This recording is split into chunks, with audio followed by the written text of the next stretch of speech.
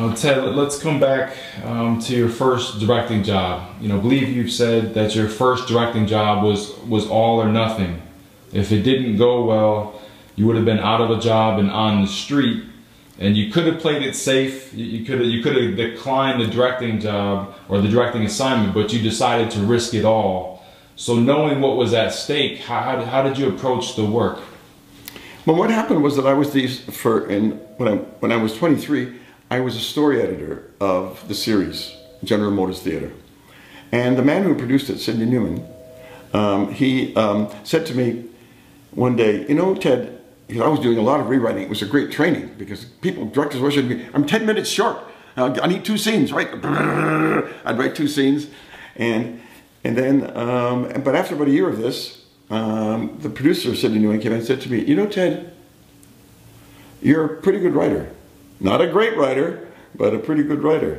But I know one thing you really would be great at." And I said, "What's that?" He said, "You'd be a great director." Now, why he said this, I never asked him why he said this. He said, "Here's what I'm going to do. I'd like you're going to do 1 show for me, live television drama. If I like it, I'll give you a year's contract. If I don't like it, you're out in the street. You can't come back to this job." And I said, "I'll risk it." He said, "If you don't want to risk it, you can stay on because you're doing a great job as a story editor." And I said, No, I want to be a director. I'll risk it." And so he allowed me to direct. And of course, I worked my butt off getting every shot because it had to do it live. There was nothing like it. I tell you a funny story about directing live. On the series, the theme music was Charlie Chaplin's Smile. Smile, la da da da da da, smile when your heart is breaking. That was our theme music, right? Of course, just before the music went on, the assistant saying 10, 9, and my stomach started churning. It's going all across Canada. 7, 6, and you're ready. I said, ready with the music. Ready on camera 2. Hit the music. Fade up on camera 2. Super the titles. Kill him for God's sake. Cut to 3. Go on. Move a little closer, please. Take 1. And it's right. You were conducting the whole show non-stop, right? And your stomach's going and adrenaline's up to here. Dissolve. 20 years later, I'm in a lovely dining room, a restaurant rather, with a lovely woman, and we're drinking wine, and it's very romantic, and my stomach starts to churn. Oh, stop it! And it keeps churning. What do I hear over the loudspeakers of the restaurant? Smile when your heart is breaking. Smile. To this day, I'm like Pavlov's dog. I hear that music, my stomach starts to churn. Because I did it for 2 years. Anyway, he allowed me to direct, and he was a greatest mentor for me. And I think every person who wants to start out and be a director, you need someone to mentor you.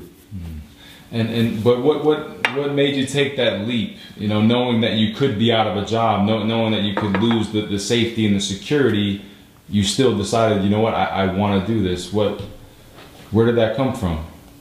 Well, I wanted to be a director, and here I was being given a chance to be a director. How many offers will you get of that kind in your whole life? So it's just, I'll let you direct. So I realized I just had to grab it. I'm not interested in a job. I was interested in being a director. So you had to take it. It was an opportunity that was being offered to you.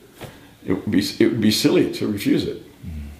And then knowing that if it doesn't go well, that you could be out on the street. I mean, so just coming back to the approach, like what you said, you worked your butt off, but tell us about the work you put in. Well, at first I started as a stagehand, and then I worked as a floor manager. So I'm the assistant director, and I used to call myself the translator. I worked for 2 very fiery directors. Tell that stupid bitch not to go 3 feet to her damn left. Darling, would you just take 3 steps to your left? I was always translating what I was getting in my earphones. I was on the floor working with the crew and the actors. And I did that, and then finally I got this chance. And when I went, Sidney Newman was a very, very important documentary filmmaker for the National Film Board. And so they brought him over to do documentaries on television.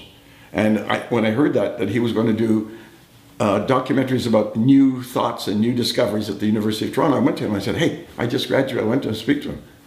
I said, "I'm just graduated from U of T, in physics and in English literature subsequently. And he was kind of amused by me, and he said, okay, I'll let you write 10 or 12 documentaries. And of course, I wrote them and he rewrote them and he taught me so much about writing for documentaries. Like he said, Ted, look, the picture does one thing, the writing can't do the same thing, otherwise it's duplicate and redundant. You want to have the picture say one thing and the words say something else, so you have two things for the price of one always. So he really taught me a lot about writing for documentaries. And of course he rewrote everything I wrote. And then, of course, it only can happen in a big bureaucratic organization like the CBC. They take this guy who's great at documentaries, and they didn't have a head of drama department for 6 months. It was empty, so they said they wanted him to be the head of the drama department. Now, he was a bit insecure about English literature, etc. And since I was a graduate of English literature, he said, Ted, would you like to come with me in that? Because I trust your taste and judgment in drama. And that's how I got to be that job. And then, as I say, from then I got the job as they gave me an opportunity to become a director.